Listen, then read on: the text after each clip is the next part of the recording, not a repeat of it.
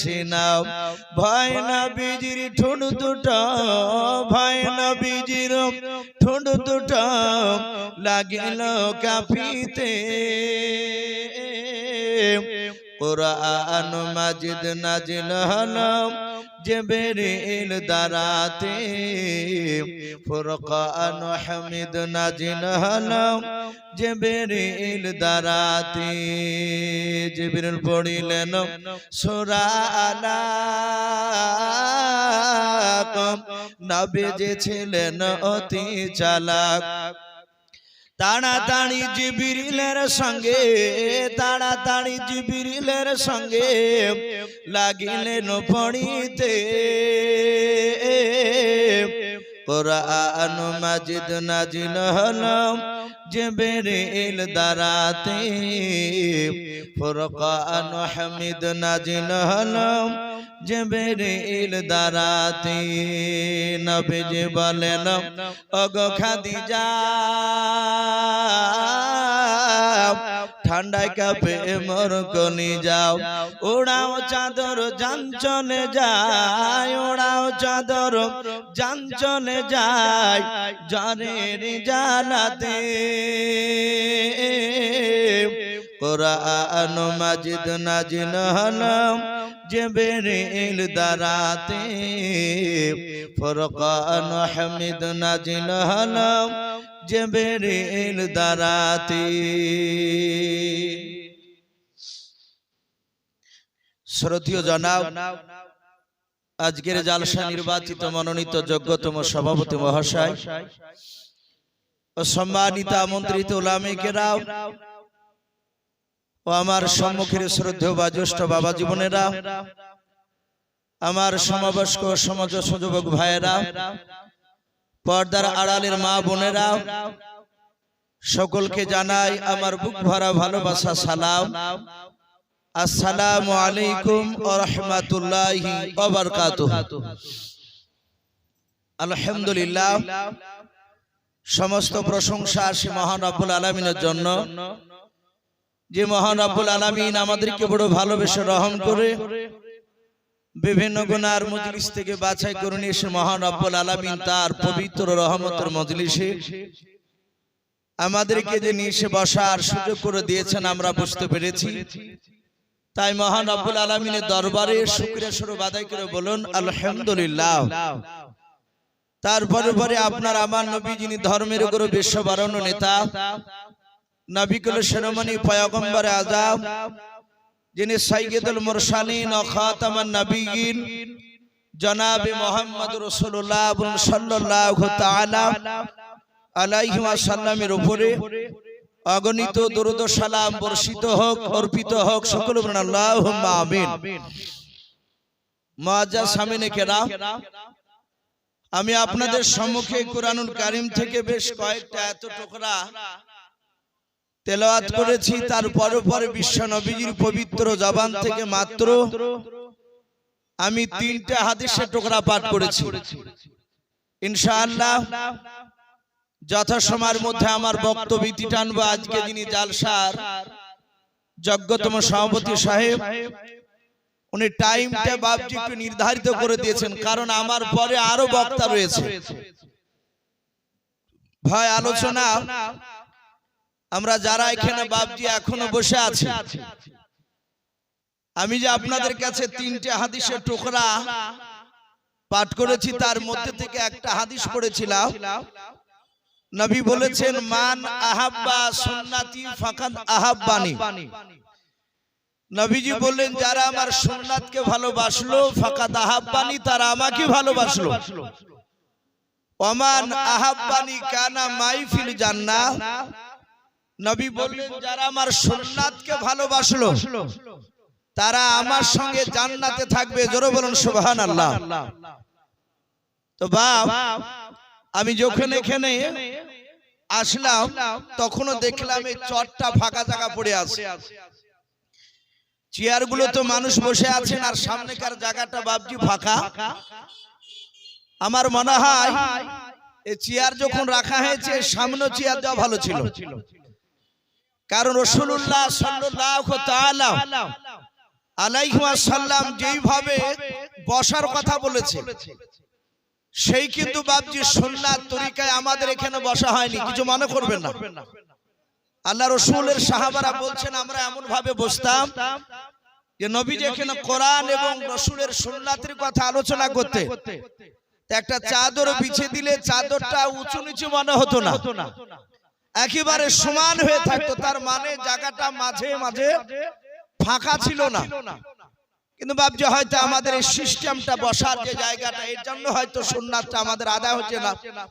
আমি প্রতিটা বাপজি ভাইদেরকে বলবো, ভাই আমরা লোক দেখানো যদি নবীকে ভালোবাসি এরকম যদি বাপজি আমাদের মনে হয়, সাধারণ লোক মনে করবে যে এই লোকটা সত্যি ইমানদার, কিন্তু আল্লাহর খাতা দেখা যাবে সেই ব্যক্তি পূর্ণাঙ্গ ইমানদার নয়, সে হচ্ছে পাকা মুনাফিক, সে নবীর সুন্নাতের উপর সে আমল করে নাই। এরকম আমাদের অনেক জায়গাতে দেখা যাচ্ছে। আপনাদের এলাকায় আশা করি মনে হয় নেই। আপনার রবিউল আউয়াল মাস, এটা যে আমরা সকলে জানি আরবিতে, যেমন বাংলাতে বাপজি 12টা মাসের নাম আছে, ইংরেজিতে নাম আছে, আরবিতেও নাম আছে। তো একটা আরবিতে মাসের নাম রবিউল আউয়াল বলা হয়। তো এক শ্রেণীর বাপজি আপনার বেদাতি লোক, যাদেরকে দেখা যায় বাপজি ওই পাথর সাপড়িতে যারা যায়, জানি না এখানে সেই সমর্থ গ্রুপ আছেন কিনা, ওই সব বেশিরভাগ লোককে দেখতে পাওয়া যায় যে তারা আপনার নবীর জন্মদিবসের দিন বাপজি তারা নারায়ে তাকবীর দিতে দিতে দিতে বাপজি রাস্তা দিয়ে তারা মিছিল করতে করতে যায় এবং তারা বলে যে এই মিছিল করলাম এতে ঈমানের জোশ বাড়ে। অথচ দেখা যাচ্ছে অনেক লোককে বাপজি তারা 5 ওয়াক্ত সালাত আদায় করে না, নামাজ পড়ে না।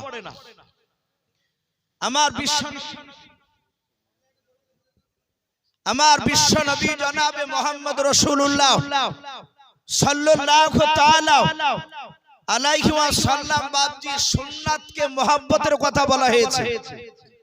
আমি আরেকটা কথা বলি, মেলাতে অনেক যুবক ভাই এবং আমার যুবতী বোনেরা আপনারা ঘুরে বেড়াচ্ছেন, অনুরোধ করব এটা জালসা, আপনারা আসুন, মা বোনদের বসার জায়গা করা হয়েছে, মা বোনেরা এসে মা বোনদের প্যান্ডেলে বসুন। আর বাপজি ভাইদেরকে অনুরোধ করবো, বাপজি ভাই আপনারা ওইভাবে ঘুরে না বেড়ে আপনারা আসুন, জালসার মাহফিলে একটু বসে যায়। সারা জীবনী গুনাহ করে আসছি, আজকে একটা রাত্রি কয়েক ঘন্টা আমরা একটু সময় দিই, আমরা বিশ্ব নবীজির রহমতের মজলিসে আমরা বসবো ইনশাআল্লাহ, জীবন ধন্য হয়ে যাবে। কোরআন হাদিসের কথা একটু শুনবো ইনশাআল্লাহ।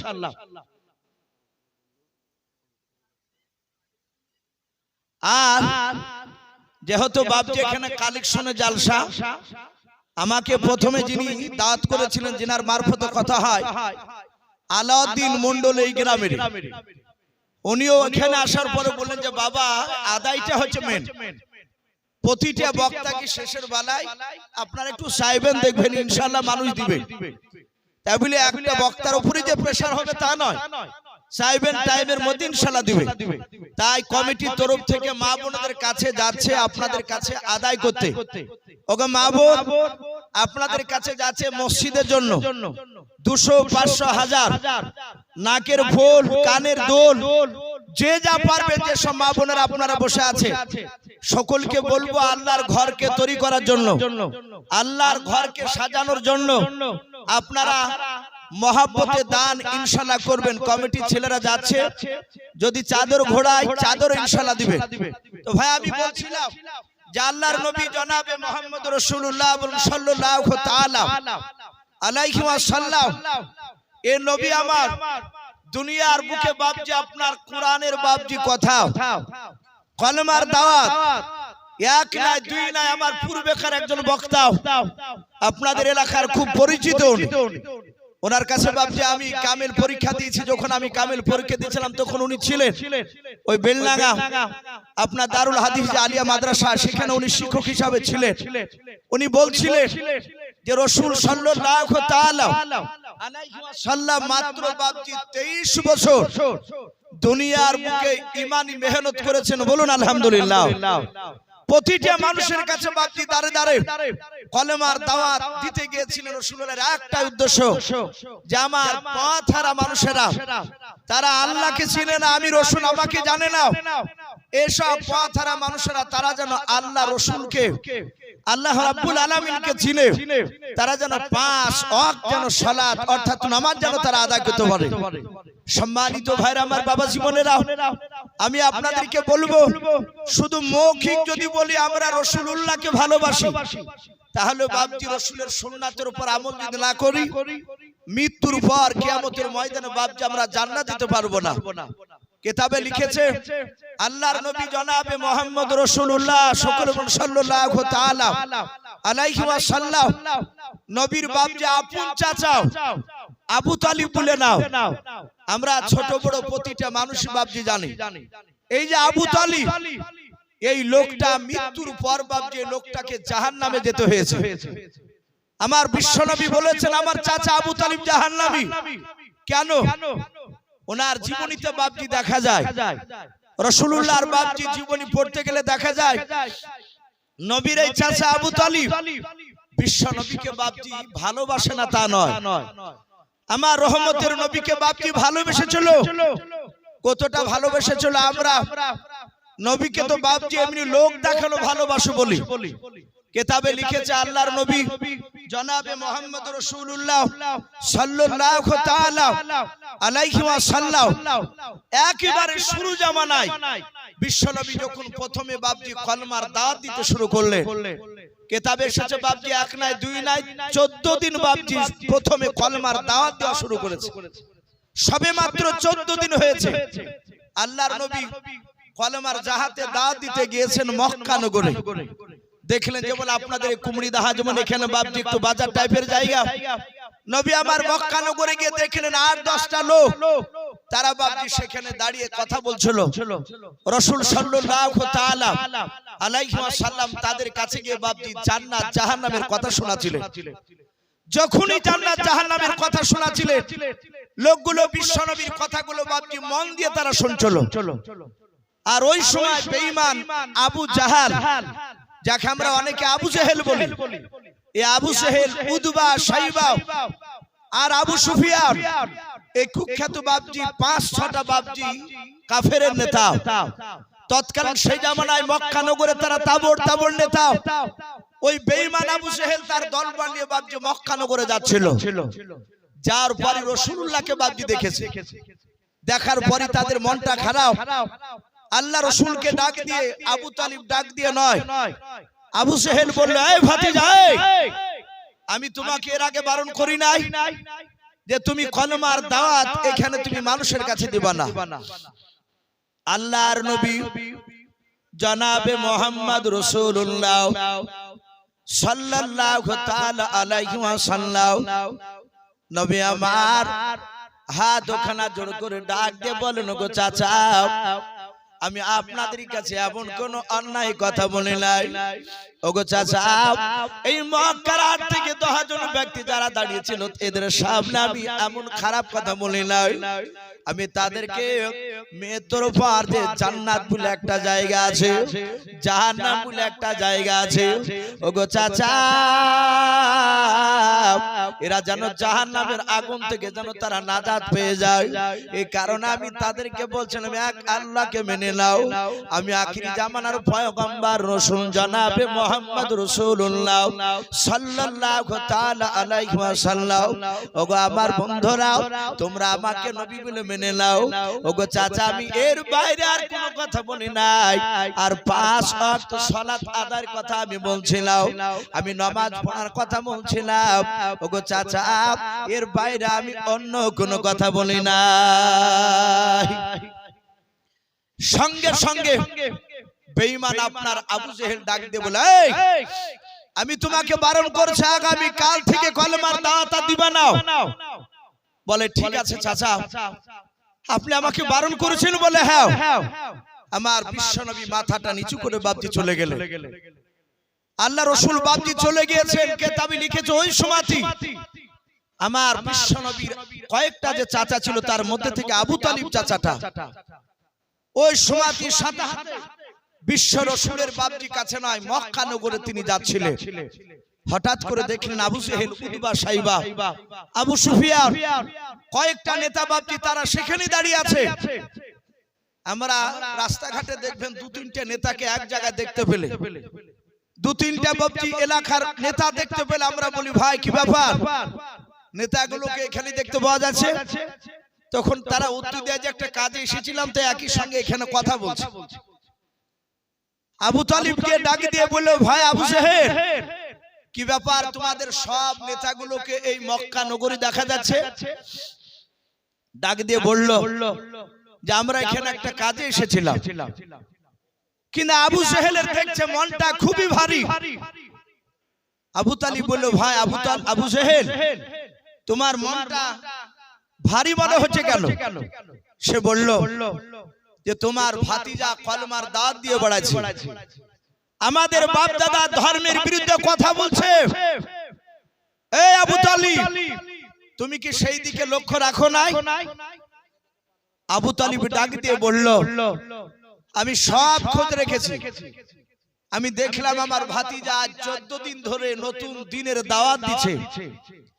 কিন্তু ভাই আবু তালিব, তুমি বারণ কেন করো নাই? আবু তালিব বলে, আমি বারণ করেছি শুনে নাই, কিন্তু আমার ভাতিজার উপর আমি ঈমান আনি নাই, আমি তার কথাকে মানি নাই। আবু জেহেল বলল, ওটা ভালো কথা, তুমি মানো না, এটা ভালো, কিন্তু তোমার ভাতিজা কলমার দাওয়াত দেয়া কেন বন্ধ করে না?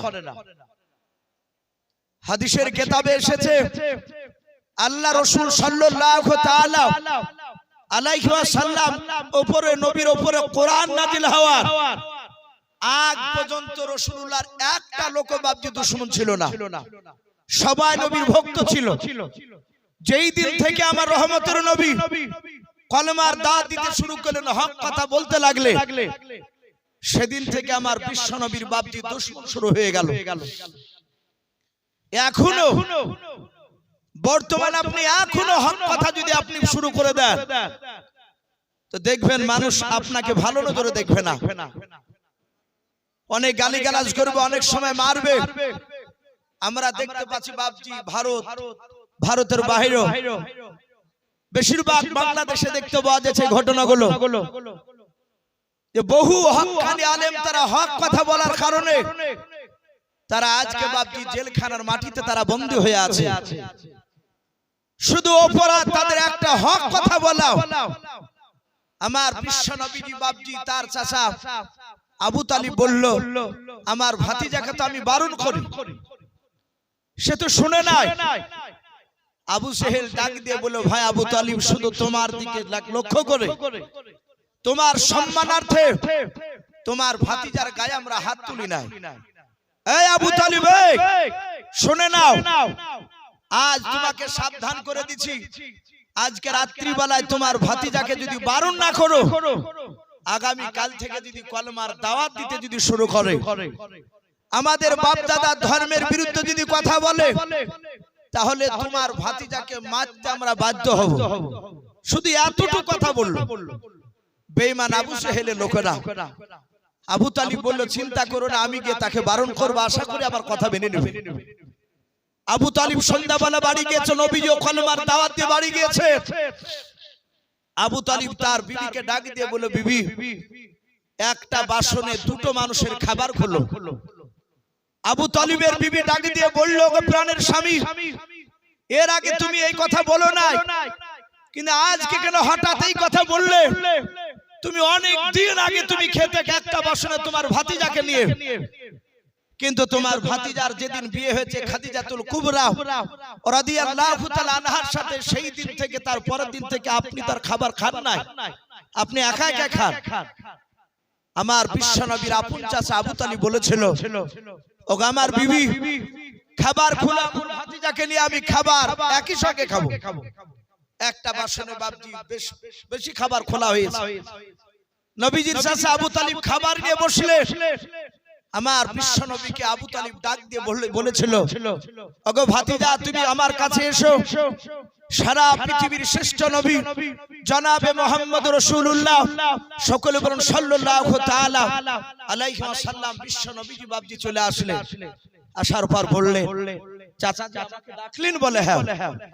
আমার দরুদি নবী আমার চলে আসলে, আসার পরে আবু তালিব চিন্তা করলো, আমি যদি প্রথমে যদি আমার ভাতিজাকে বলে দিই যে ভাতিজা তুমি কলেমার দাওয়াত দিও না, আবু জেহেলরা বারণ করেছে, কলেমার দাওয়াত তুমি যদি দাও তাহলে তোমাকে ধরে মারবে, এই কথা যদি আমার ভাতিজাকে বলি তাহলে আমার ভাতিজা হয়তো আর খাবার খাবে না, আর আমার ভাতিজা সারা রাত যদি খাবার না খায় আমি তার চাচা আবু তালিব আমিও সারা রাত ঘুমাতে পারবো না। বলুন সুবহানাল্লাহ।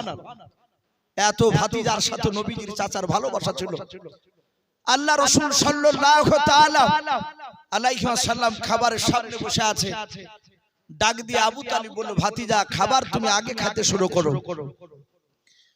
আল্লাহর নবী জনাবে মুহাম্মদ রাসূলুল্লাহ সাল্লাল্লাহু তাআলা আলাইহি ওয়াসাল্লাম নবী আমার হাত ওখানা জোড় করে বলেছিলেন চাচা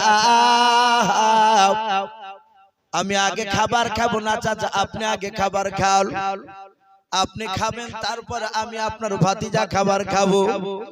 আল্লাহর নবীজির চাচা ডাক দিয়ে বলেছিল ভাতিজা তুমি খাবার খাও। আল্লাহর নবী ডাক দিয়ে বলেছিলেন চাচা ওই যেদিন আমার বয়স ছিল মাত্র 8 বছর ছিল, ওই 8 বছর বয়স আমার কলিজা টুকরা দাদা আব্দুল মুত্তালিব দুনিয়ার বুক থেকে বিদায় নিয়ে চলে গিয়েছিল।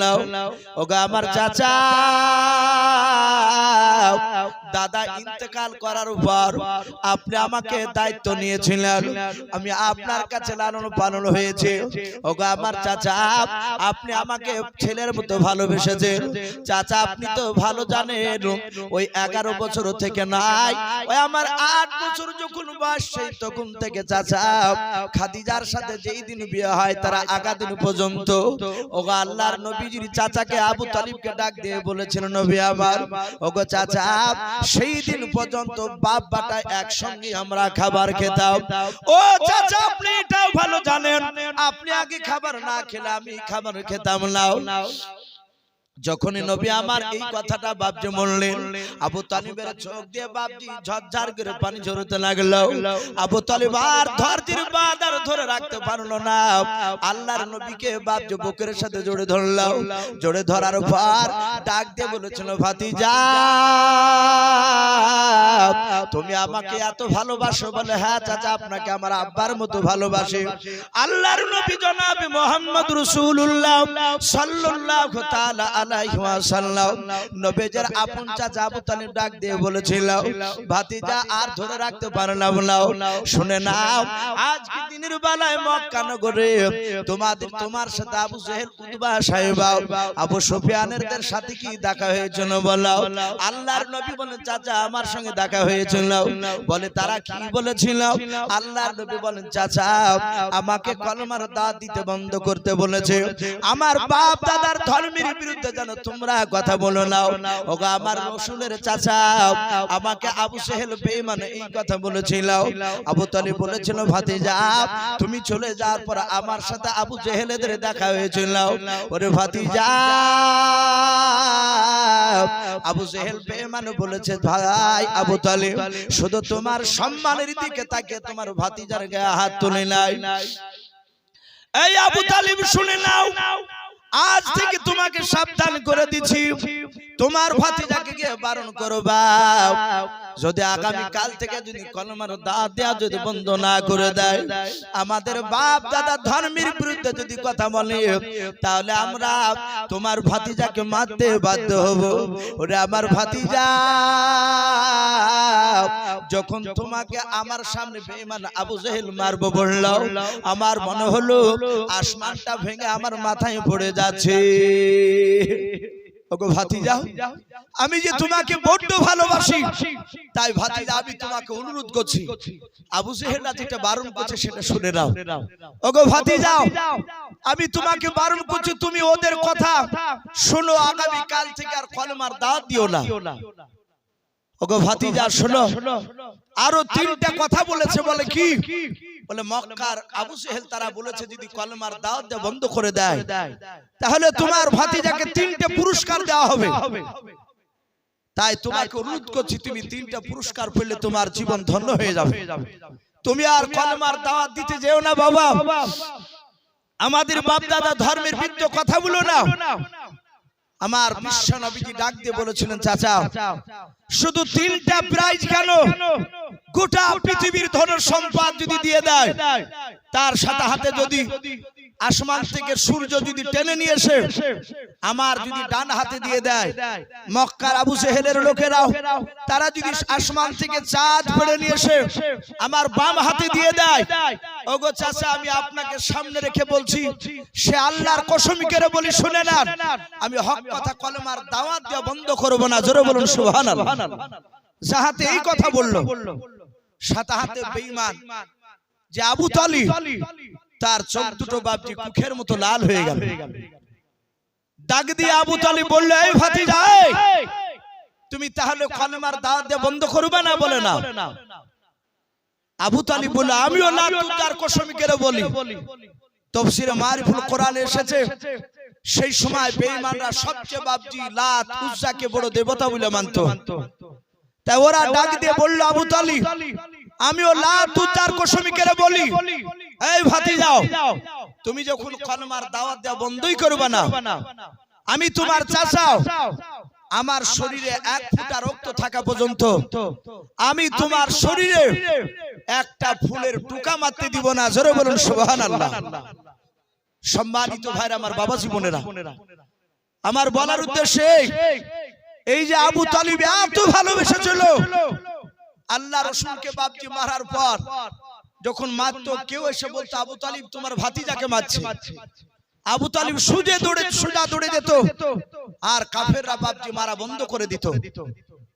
তাই প্রতিটা বাপজি ভাইদেরকে আমি বলবো, এত মহব্বত করার পরও এই বেঈমান আবু জেহেল নয়, আবু তালিব তাকে জাহান্নামে যেতে হয়েছে। কেন? নবীকে ভালোবেসেছিল কিন্তু নবীর সুন্নাতের উপর আমল করে না। আজ আমরা যতই দাবি করি নবীকে ভালোবাসি, নবীর সুন্নাতের যদি পরে যদি আমল না করি, বাপজি কিয়ামতের ময়দানে কোনো আলেম দেখবেন না, আল্লাহ কিয়ামতের ময়দানে হাজীকে দেখবেন না। আমার বিশ্ব নবী পবিত্র জবানে সাহাবাদের সামনে বলেছিলেন, ইন্নাল্লাহা লা ইয়ানজুরু ইলা সুওয়ারিকুম আমওয়ালিকুম। আমার বিশ্ব নবী বললেন, ওগো সাহাবায়ে কেরাম, কিয়ামতের ময়দানে আল্লাহ রাব্বুল আলামিন কারো চেহারা দেখবেন না, ওয়া আমওয়ালিকুম, এবং কারো ধন সম্পদ দেখবেন না। সাহাবারা বলেন, ইয়া রাসূলুল্লাহ কিয়ামতের ময়দানে কি দেখবেন বলুন? আল্লাহর নবী বললেন, ওয়ালাকিন ইয়ানজুরু ইলা কুলুবিকুম আমালিকুম। কিয়ামতের ময়দানে দুটো জিনিস দেখবেন বাপ, একটা হচ্ছে আমল, আর দ্বিতীয় হচ্ছে তার বাপজি অন্তরখানা। যার আমল অন্তর ভালো হবে সেই ব্যক্তি হাসতে হাসতে জান্নাতে যাবে। বলুন সুবহানাল্লাহ। তাই প্রতিটা বাপজি ভাইদেরকে বলবো, মা বোনদেরকে বলবো, আপনারা একটু রাসূলের সুন্নাতের দিকে আমল করার চেষ্টা করুন। আজ আমাদের চেহারা দেখে বাপজি চিনা যায় না, আজ আমাদের পোশাকগুলো ইহুদি নাসারার মতো হয়ে গিয়েছে। আজ বাপজি চিনতে পারা যাচ্ছে না যে এই লোকটা মুসলমান। রাসূলুল্লাহর জামানায় সাহাবায়ে কেরামরা তারা রাস্তা দিয়ে হাঁটলে 200 হাত দূর থেকে মানুষ দেখে চিনতে পারত এরা মদিনার বিশ্ব নবীজির তারা সাহাবায়ে কেরাম। বলুন আলহামদুলিল্লাহ। এরা নবীকে মাননেওয়ালা লোক। আর আজ বাপজি সালাম দিতে গিয়ে বেকায়দা পড়ে যাচ্ছে। সালাম দিতে যে হিন্দু আর মুসলমান চিনা যাচ্ছে না। এর আগে তো বাপজি মানুষ একটু জানতে হবে যে দাড়ি নাই, আর মুসলমানরা বেশিরভাগ দাড়ি রাখে। এখন আবার দেখছি বাপজি অনেক অমুসলিম ভাইরাও তারা বাপজি মুসলমানের চেয়েও বাপজি বড় বড় লম্বা দাড়ি রাখছে, অথচ নামাজ পড়ে না। তারা তো ঈমানই নাই। ওই দাড়ি রাখা দেখে আমাদের কিছু মুসলমান যুবক ছেলেরা 5 ওয়াক্ত বাপজি সালাত তারা আদায় করে না, নামাজ পড়ে না, অথচ বড় বড় দাড়ি নিয়ে বাপজি রাস্তাঘাটে তাদেরকে ঘুরতে দেখা যাচ্ছে। ভাই আমি বলবো রাসূলের সুন্নাতের উপর একটু আমল করো। যাই হোক, আমি বেশি লম্বা চড়ার দিকে যাব না, যেহেতু আমার পরে আরো বক্তা রয়েছে। আপনারা সকলেই জানেন যে মসজিদের উন্নতি কল্পে জালসা। আমি 3টা হাদিসের মধ্যে আরেকটা হাদিস পড়েছিলাম, মান বানা লিল্লাহি মাসজিদান বানাল্লাহু লাহু বাইতান ফিল জান্নাহ। আমার বিশ্ব নবী জনাবে মুহাম্মদ রাসূলুল্লাহ সাল্লাল্লাহু তাআলা আলাইহি ওয়াসাল্লাম তিনি বলেছেন, কেউ যদি দুনিয়ার বুকে মসজিদে বাপজি যদি কেউ দান করে, মসজিদ যদি কেউ তৈরি করে দেয়, আল্লাহর নবী রহমতুল নবী বলেছেন তার জন্য জান্নাতে একটা ঘর তৈরি করা হবে। বলুন আলহামদুলিল্লাহ। তাই ভাই এখানে অনেক বাপজি ভাই রয়েছে, আমার মা বোনেরা পর্দার আড়ালে তারা শুনছে, আমি দেখলাম বাপজি, আমি শুনছিলাম আমার পূর্বেকার বক্তার হাতে আপনারা দান দিয়েছে, তার পূর্বেকার বক্তার হাতে দান দিয়েছে।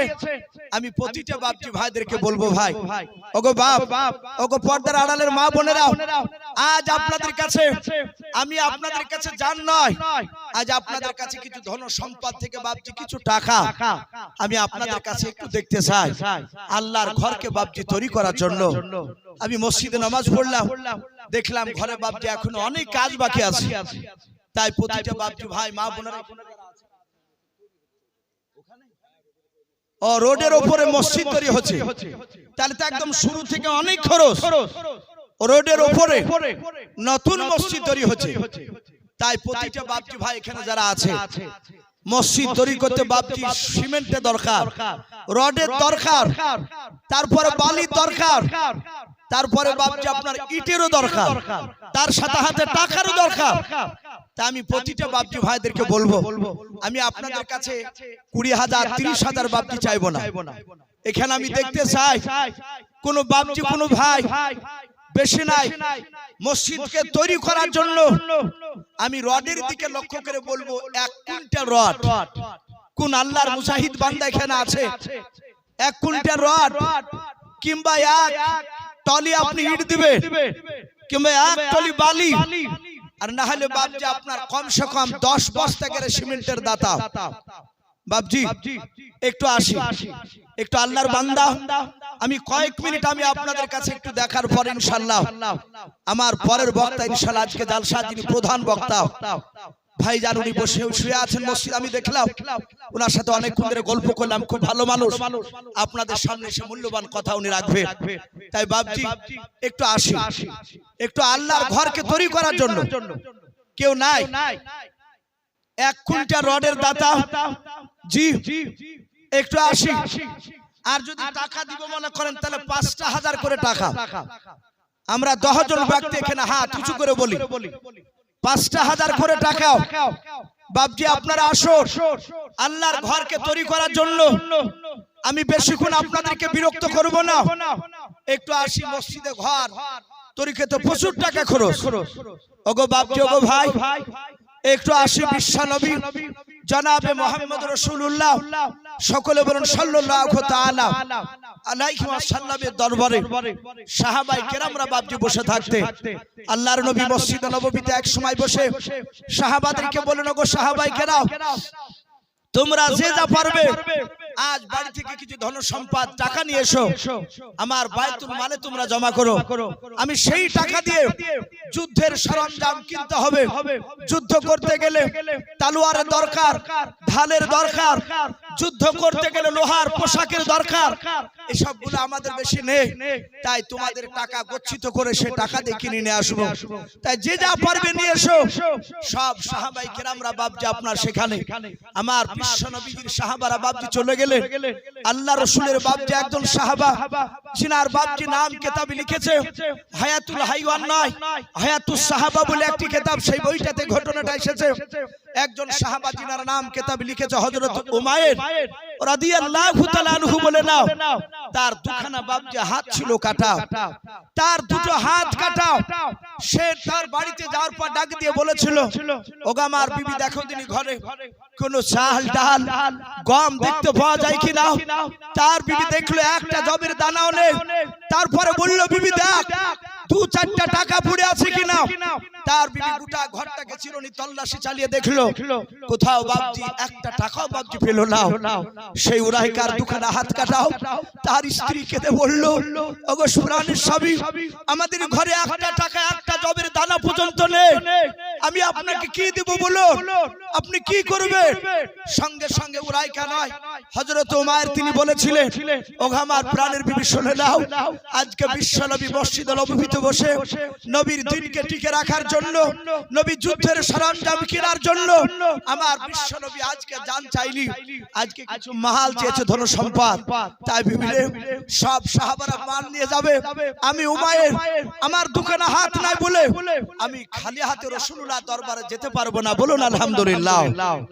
তাই উনার বিবি বলেছিল, ওগো প্রাণের স্বামী আপনি অর্থহীন, আমরা গরিব, এটা নবী ভালো জানে, তাতে আপনার দোকানে হাত নাই, আপনি খালি হাতে গেলে অসুবিধা নেই। ওগো বাপজি ভাইরা, সেই সাহাবা বলেছিলেন, না আমি খালি হাতে যাব না, আমি অন্য বাড়িতে কাজ করিও তার বিনিময়ে একটা খেজুর পালে সেটাও আমি নিয়ে যাব। ঘটনা অনেক লম্বা, সেদিকে যাব না। তা আমি প্রতিটা বাপজি ভাইদেরকে বলছি, আমি আপনাদেরকে বলছি, বাপ আজকে দিনে আপনাকে জান লাগবে না, আজকে জান না, আজকে কিছু মাল আল্লাহ রাব্বুল আলামিন দেখবেন যে আমার ঘরকে তৈরি করার জন্য কোন বান্দা বান্দিরা আছে, তারা তাদের ধন সম্পদ থেকে আমার ঘরকে তৈরি করার জন্য দিবে। তা আসি ভাই, এই দেখেন আব্দুল লতিফ শেখ আপনার ড্রাইভার, তিনি 10 বস্তা সিমেন্টের দাতা, বলুন মারহাবা। আল্লাহ রাব্বুল আলামিন এই আব্দুল লতিফ শেখের আপনার 10 বস্তা সিমেন্টের দানকে আল্লাহ কবুল করুন।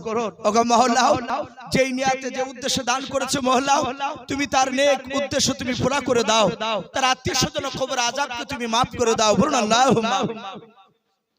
জাকির শেখ ঠিকাদার, উনি বলছেন আমি 10,000 টাকার দাতা, বলুন মারহাবা। এই জাকির শেখ নামেতে দেখো বান্দা কোথায় যে ছিল,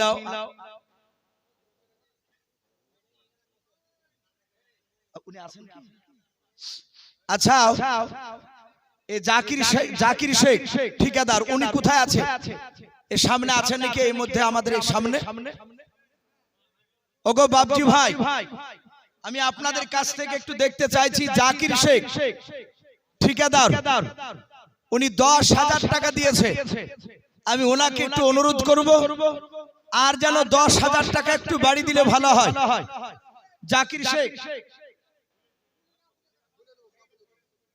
একটু আসি। জাকির শেখ ঠিকাদার 10,000 টাকা দিয়েছে, ওনার কাছে বাপজি আবদার রয়েছে, যেহেতু ওনারই এলাকারই মানুষ, ওনার ব্যাপারে ভালোই জানে, ওনাকে আরেকটু অনুরোধ করা হয়েছে যে জাকির শেখ ভাই আপনি আর কিছু বাড়ি দেওয়ার একটু চেষ্টা করুন, আর 10,000 টাকা যদি একটু বাড়িয়ে দেন আলহামদুলিল্লাহ, তাহলে একটু মানুষ যাক। রবিউল ভাই আমার, উনিও বলছেন 10 বস্তা সিমেন্টের দাতা, বলুন মারহাবা। আল্লাহ তার 10 বস্তা সিমেন্টের দানকে আল্লাহ কবুল করুন। জাকির শেখের 10,000 টাকা দানকে আল্লাহ কবুল করুন, বলুন আল্লাহুম্মা আমিন। উনাকে আমি আর 10,000 টাকার আবদার করেছে, দেখি জাকির ভাই উনি শেষের বেলায় কি করে।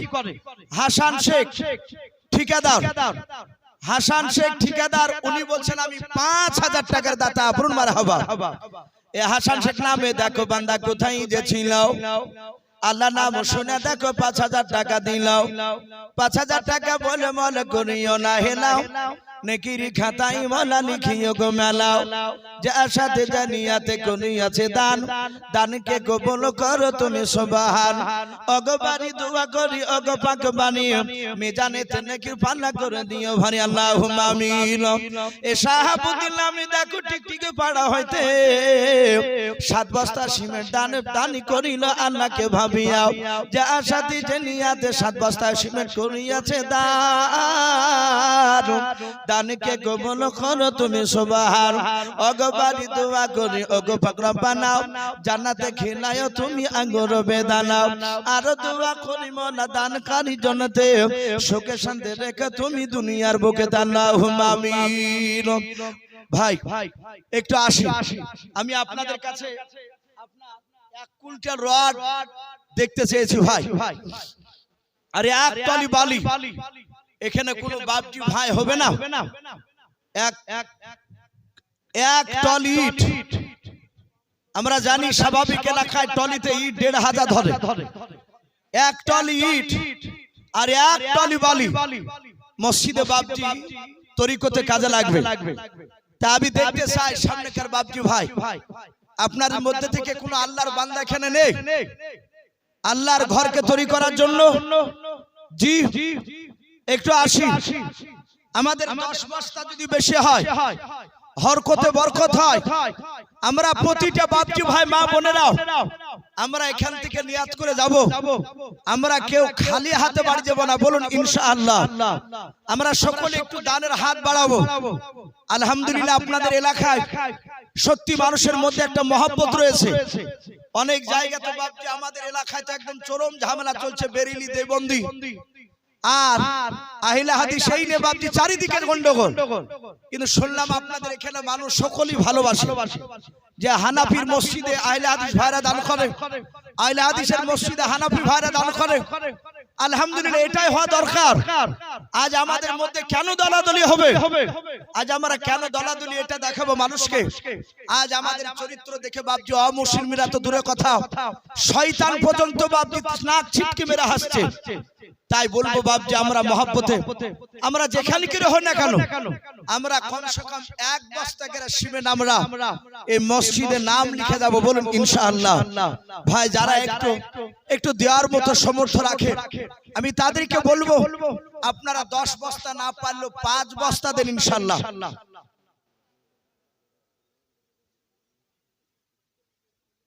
সুবহানাল্লাহ বলেন, নারে তাকবীর। ভাই এ দেখেন, এই জাকির সাহেব, ওনার কথা প্রথমেই বললাম যে ঠিকাদার উনি 10,000 টাকা, তো ওনার কাছে আর 10,000 টাকা আবদার করেছিলাম। উনি আবার এই ভাইজানের মারফতে বলে দিয়েছে যে যান 20,000 টাকা আমি দিব ইনশাআল্লাহ। বলেন মারহাবা। জাকির ভাইয়ের 20,000 টাকার দানকে আল্লাহ কবুল করুন, বলুন আল্লাহুম্মা আমিন। আল্লাহ তুমি তার ব্যবসায় তুমি বরকত দাও। আল্লাহ জাকির সাহেবের যত আত্মীয়স্বজন চলে গিয়েছে সকলের কবরে আযাব তুমি maaf করে দাও। ওগো মালিক, তার ইজ্জত দুনিয়াতে তুমি বাড়িয়ে দাও, আসমানে বালা জমিনে বালা থেকে তুমি তাকে হেফাজত করো, বলুন আল্লাহুম্মা আমিন। ভাই আসি 5 বস্তা করে সিমেন্ট ভাই, আর 1 কুইন্টাল রডের দাতা কি হবে না ভাই? আর 1 কুইন্টাল রডের দাতা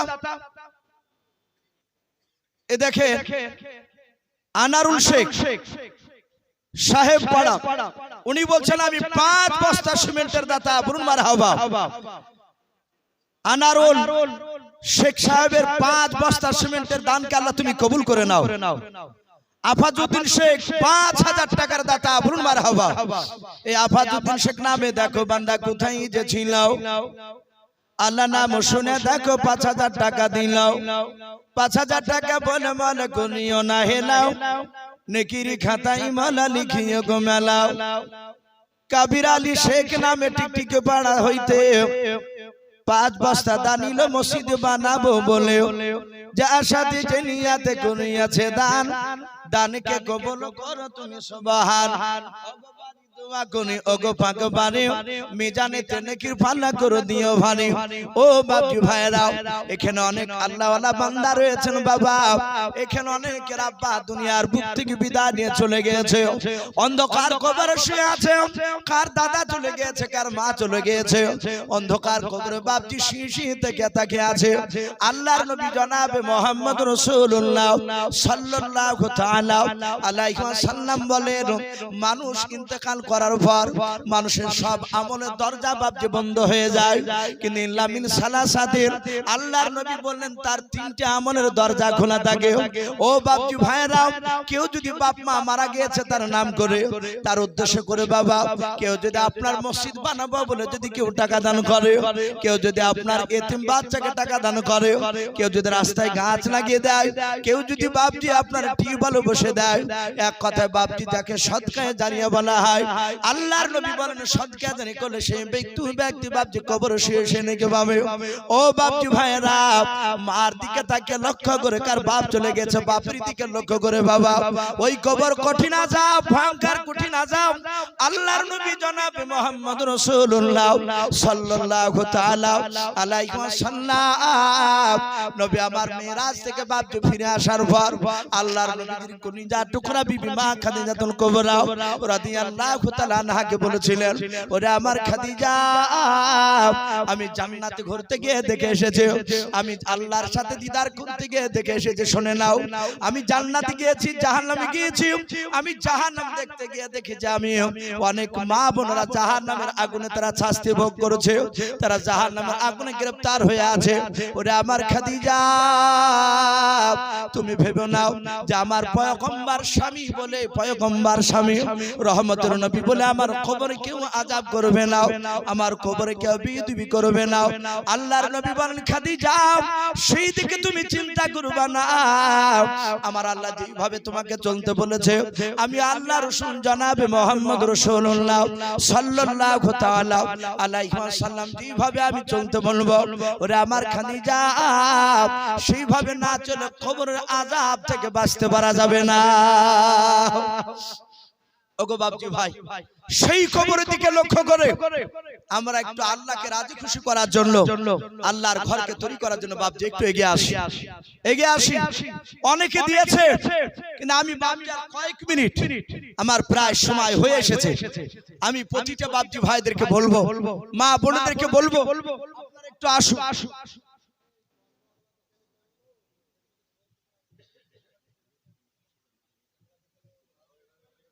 যাক ভাই এ দেখেন মহিলাদের কাছ থেকে এর আগে দিয়েছে, আমি উঠে বললাম যে মা বোনদের কাছে যাচ্ছে আপনারা যে যা পারবেন দিবেন। এ দেখেন মহিলাদের কাছ থেকে আবার 14,885 টাকা, বলেন মারহাবা, বলেন লিল্লাহি তাকবীর। উনি আপনার মা বোনরা তারা সকলেই 500 200 100 10,000 আপনার 200 300 10 টাকা 5 টাকা মিলে বাপজি এইভাবে টোটাল 14,885 টাকা দিয়েছে। ওগো মাওলা যে সব বাপজি নয় 14,885 টাকা দিয়েছে, ওগো মাওলা তুমি সকল মা বোনের দানকে তুমি কবুল করে নাও, বলুন আল্লাহুম্মা আমিন। ওগো আল্লাহ তুমি সকল মা বোনের ঈমানটা হযরত মা খাদিজাতুল কুবরা রাদিয়াল্লাহু তাআলা আনহার মতো ঈমান বানিয়ে দাও, বলুন আল্লাহুম্মা আমিন। ভাই জাকির ভাই আবার একটু দোয়ার আবেদন করেছে, যিনি 20,000 টাকা দিয়েছে। শুনলাম জাকির ভাইয়ের ছেলে নাকি দুনিয়ার বুক থেকে বিদায় নিয়ে চলে গেছে। আহারে বাপের সামনে সন্তান চলে যাওয়া কত যে কষ্টকর। আজ কয়েকদিন আগে বাপজি আমি যে মাদ্রাসা পড়াই ওই মাদ্রাসাতে জানাজা হলো। ওই মাদ্রাসার পাশে একজন বিখ্যাত আলেম হযরত মাওলানা মুফতি হাফিজ সাহেব মাদ্দাজিলুল আলী, ওনার কলিজার টুকরা ছেলে মাদ্রাসা পড়তো 17 পারার হাফেজ, 17 পারা মুখস্থ হয়েছিল, রানিং ছাত্র। হঠাৎ 3 দিনকার অসুখে বাপজি মারা গেল। ছেলেকে সামনে রেখে বাপজি জানাজা পড়া কত কষ্টকর। তাই সে জাকির ভাইয়ের ছেলে